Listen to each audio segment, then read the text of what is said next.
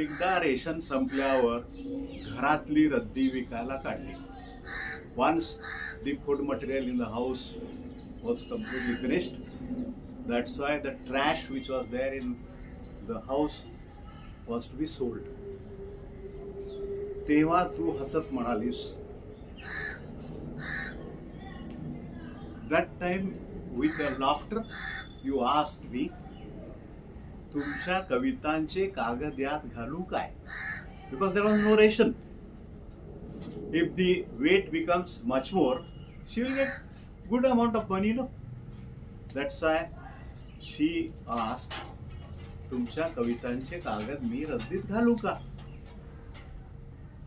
Me उत्तरलो, he said, I said, जे काम, the work, काळ उद्या करणार आहे, the time is going to do tomorrow, that you don't do today. तुझ्या after saying like this, when poet says like this to his missus, after that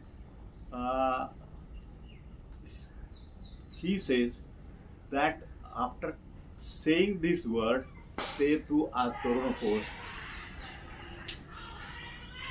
There were tears in her eyes. कारण she loved the poem and she said, no, not like that. But she was not able to talk with her words. That's why the tears talked to the poet. आणि तू म्हणालीस, but later on she said, मी तर नाहीच नाही, I won't do this.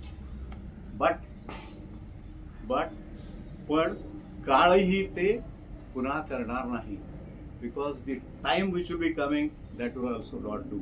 So your poems will be immortal. That is the theme of this poem.